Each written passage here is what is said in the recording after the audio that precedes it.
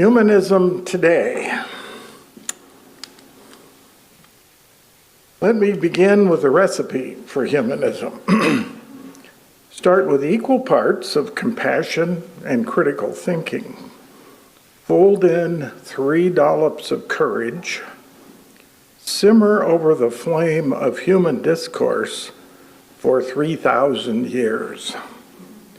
Serve with sprinkles of poetry, art, and music. You might ask, when is it done? The answer is, it's never done. But it may be consumed at any point along the way for the nourishment of the soul. Humanism is similar in many ways to science. They use the same basic approach. Neither science nor humanism relies on authority, such as the Bible, the Quran, the Book of Mormon, Principia Mathematica, which is Newton's big work, The Origin of the Species. Neither rely on the words, ideas, observed facts, reasoned rhetoric of any one person. Everything is open to question and discussion. Ideas are only provisionally accepted after they have simmered for a considerable period of time. Because both science and humanism evolve over time, ideas that are accepted now are not necessarily those accepted 100, 200, or 2,000 years ago. Science is to truth as humanism is to morality. Science has to do with what is. Humanism has to do with what ought to be. Neither science nor humanism have clear criteria for membership. People choose to identify with either group. It seems to be the case that a majority of those who identify as scientists also identify as humanists. Religion differs from both science and humanism. Religion also concerns itself with both truth and morality, but religious beliefs stem from a purely personal, emotional epiphany called faith. Religious people tend to identify with a group of others who share a similar faith, but each person's faith is personal and not usually modifiable by rational discourse or scientific evidence. Humanism, like religion, has its saints and martyrs, just no prophets. I believe that one of the best ways to understand modern humanism is by looking at how it evolved over time through the words and deeds of influential and courageous humanists of the past.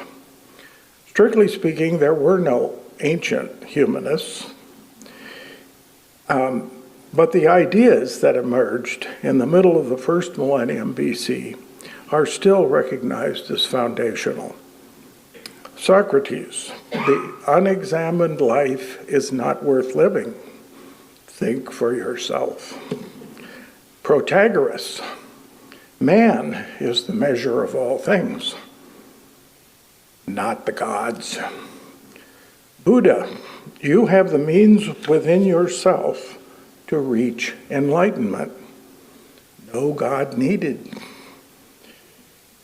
The flame that was kindled by these independent thinkers burned for a millennia with diminishing intensity until the collapse of ancient civilization. What followed was 1,000 years of ignorance, superstition, mysticism, and violence. With the emergence of the Renaissance, the flame was rekindled by the writings of the first people who were actually referred to as humanists, Petrarch and Erasmus. They looked back on the wisdom of the ancients and pointed out that humans had produced some great ideas before and without the guidance of Christianity. Radical stuff, dangerous stuff. Bruno was the first humanist martyr, burned at the stake. Galileo was an almost martyr. He chickened out, which is just as well. The crowning achievement of this period of humanism was the end of the tyranny of monolithic religion. The next period of humanism was the Enlightenment. There we find thinkers more recognizable as humanists to us. Those, they're not really modern, though. John Locke, Thomas Jefferson, Benjamin Franklin, Thomas Paine.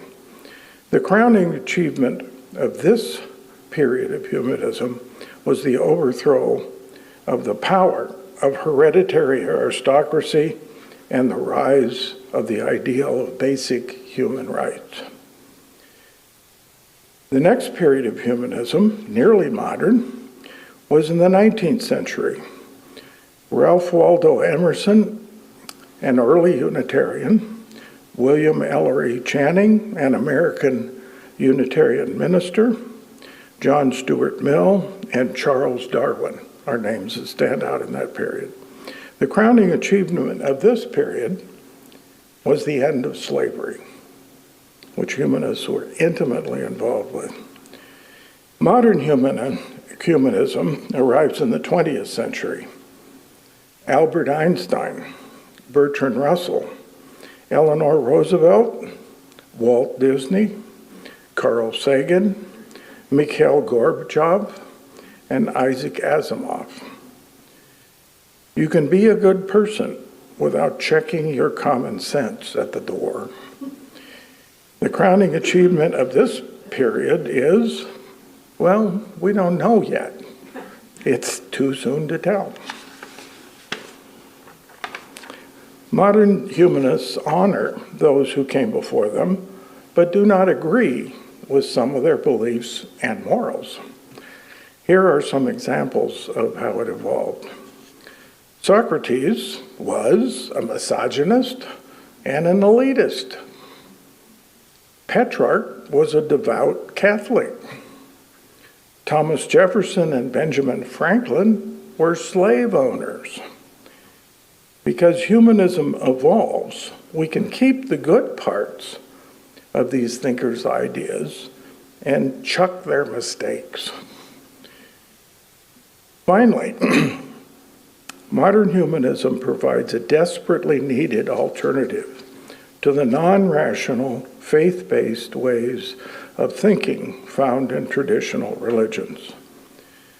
The world must have an antidote to the emotional, feel-good vitriol spewed out by demagogues like Hitler, Mussolini, and Lenin, and other more modern examples who will remain nameless here in order to keep our tax exemptions. To be sure, there are many good things that humanists see in traditional religions, such as help the weak and the suffering, give alms to the poor, have compassion for your fellow human beings, even those who do terrible things, don't lie, cheat, or steal, don't kill people just because you detest them. But along with this kind of stuff comes a boatload of garbage. The problem is that prophets, like Jesus, Muhammad, Confucius, Moses, eventually die. And when they do, their words become immutable, sacred. But the garbage they spoke festers, rots, and multiplies. Excuse me. Revealed religion has no built-in self-correction mechanism. Humanism does. The self-correction mechanisms of humanism and science are not perfect, but over time, they greatly reduce the garbage. Thank you for your patience. Good morning. I guess I've been a humanist for quite some time, but probably didn't realize it. I'd like to begin by explaining how I came to join the UUFB Humanist Group. I'm a lifelong Republican, and my good friend David Dandies couldn't understand how I could be a Republican with all the baggage that it currently carries and yet seem like a rational person.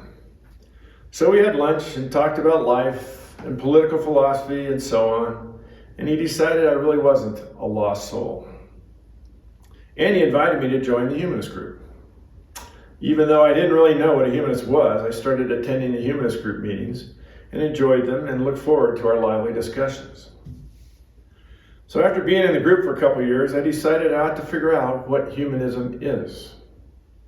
Like any semi-modern person, I Googled what is humanism. And I got a few pages of definitions of humanism. And being a serial shopper, I looked at them, picked one from the Humanist magazine that I mostly agreed with. But who even knew there was a Humanist magazine? And let me say up front that this is not necessarily the right definition of humanism, but it's one that works for me right now. It's quite a mouthful of a definition, so rather than read the whole thing, I'm going to go through it sentence by sentence. The first sentence is, humanism is a rational philosophy informed by science, inspired by art, and motivated by compassion. I like this start because I like rational entities. Additionally, I was trained as a chemist, so I think science is pretty useful. Inspired by art? Not so much, but I can go along with it. Motivated by compassion? I think compassion is a good thing, and I would probably throw in some empathy at this point. So the next sentence, affirming the dignity of each human being, it supports the maximization of individual liberty and opportunity consonant with social and planetary responsibility. That's a lot to swallow in one sentence. But as Sandra noted, I hope she did, our first UU principle acknowledges the inherent worth and dignity of every person. So this clause is consistent with that principle. The implication that each human being has dignity also works for me. Maximization of individual liberty and opportunity. That's a home run for me. At the core, I'm a libertarian, not really a Republican. The Republican political party was the closest I could get to the economic outlook I preferred, but I've never really been too fond of their social ideas. The next clause, consonant with social and planetary responsibility, absolutely coincides with my views of how we should act within our society and in trying to preserve planet Earth. The third sentence, it advocates the extension of participatory democracy and expansion of the open society, standing for human rights and social justice. This resonates well with me because I believe in democracy. I also believe in an open society, and I believe in the importance of human rights and social justice. And here's the next sentence. Free of supernaturalism, that's quite a term in itself. It recognizes human beings as part of nature, and holds that values, be they religious, ethical, social, or political, have their source in human experience and culture. Free of supernaturalism. This phrase moves responsibility away from theism and places it squarely on humanity.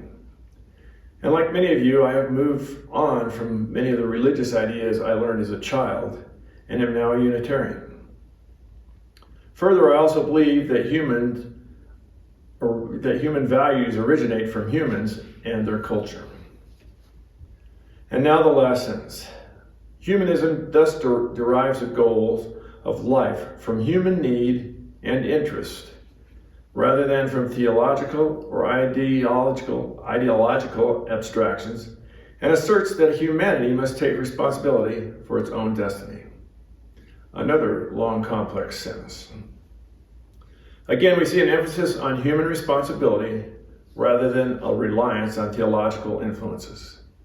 This doesn't mean that followers of a religion cannot be humanists, but rather the definition that I relate to does not rely on theological thought for its base. In the end, this definition says humanity must take responsibility for its own destiny.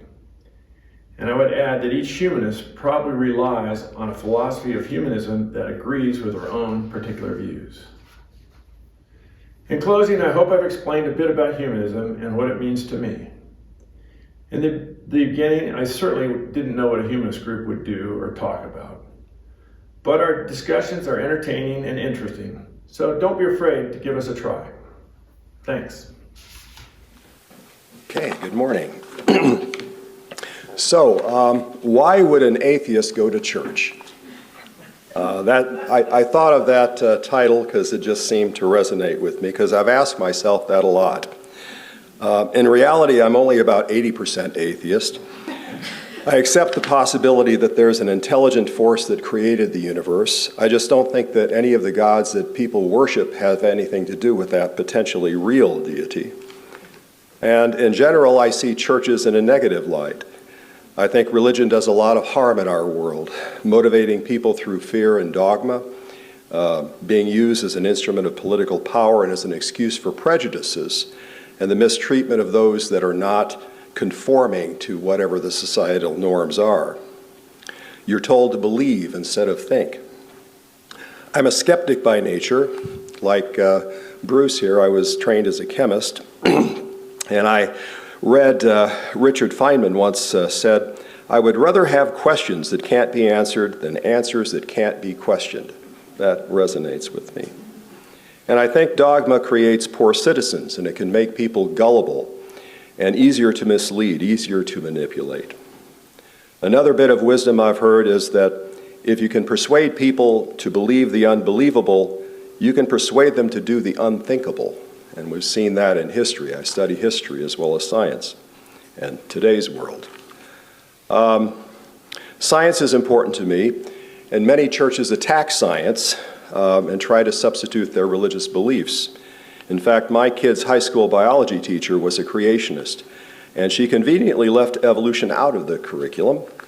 My kids were shortchanged, and there are millions of school children in this country who are taught a misrepresentation of biology and a lot of other sciences because of pressure from churchgoers or because of the teacher's own biases.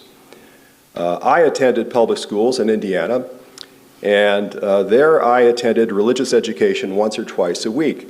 And they got around the prohibition of doing that by having a religious education trailer out in the parking lot, so it wasn't the school doing it. And this kind of thing continues today. I recently read of a school system in West Virginia that was teaching Bible study in its grade school. They were teaching it as, the Bible as literature in the first grade.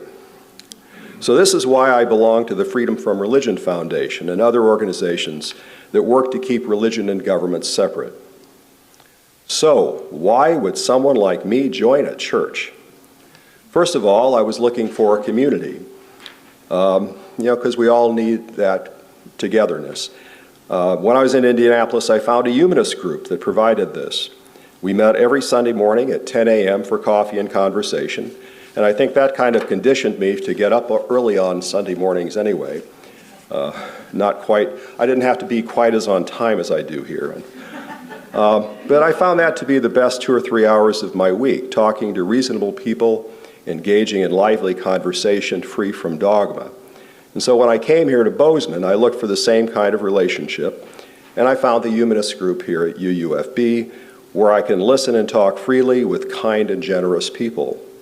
So I suppose you could call the Humanist Group my gateway drug to membership in a church. Another reason for belonging to a UU congregation is that we share a common view of our responsibilities to our neighbors, community, and the world, and it is largely a humanist view. Supporting justice work is a great draw for UUFB. I want to make a difference in the community, and this is a place to do that. And also as a UU, I've come to adjust my view of religion just a little bit to tone down I've heard a lot of atheist rhetoric attacking religion, and I know that there are a lot of really good religious people out there. I knew this before, but the extremists make so much noise that it's easy to think that all believers are crazy and antisocial. But those whose religion seeks love, the love of Jesus or some other source, they should be allies of anyone who wants to do justice in the world.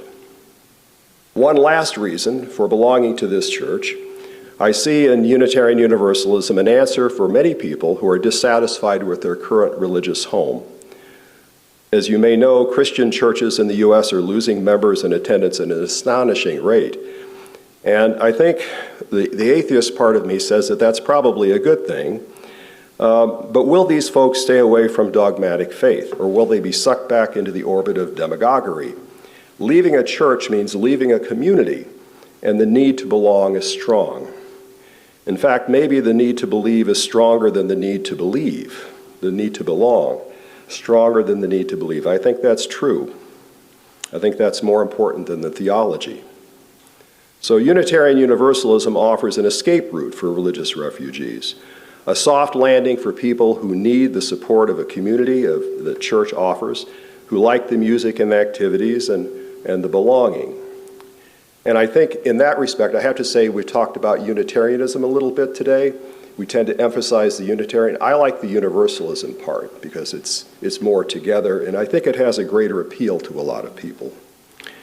So I'd like to see Unitarian Universalism grow to help people recover from dogmatic religion and give them the freedom to think and to grow. My presentation will give examples of humanist actions of groups or individuals that have inspired me. I will use Hurricane Katrina for my examples. I will refer to the principles of the UUs and humanists, for example, human dignity. After we retired, my wife and I looked for a meaningful volunteer opportunity. We joined the Red Cross. After Hurricane Katrina hit Louisiana in 2005, I spent 16 days in Houston, Texas. I opened up the Astrodome for use as a Red Cross shelter, and I soon moved across the street to the Reliance Center. First as logistics supervisor for the 12-hour night shift, then I spent my remaining days at the center as shelter manager for the day shift. For the first week, we had 70 trained Red Cross volunteers.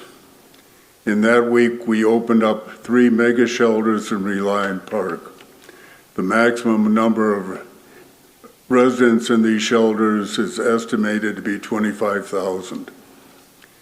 There were not nearly enough trained Red Cross volunteers. The residents of Houston came to our aid with many spontaneous volunteers showing their humanist virtues. Many individuals and groups from Houston and around the country came forward to help in the Red Cross shelters. A local men's group, a Methodist men's group, collected and distributed clothing and personal items. This was essential as many residents had only the clothes they wore. A large number had no identification, but that's another conversation. Some locals started a daycare for the children. It was well run and essential since the families needed to plan their future away from New Orleans.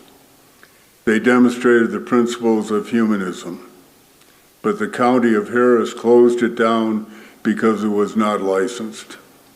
Bureaucracy doesn't demonstrate the principles of humanism.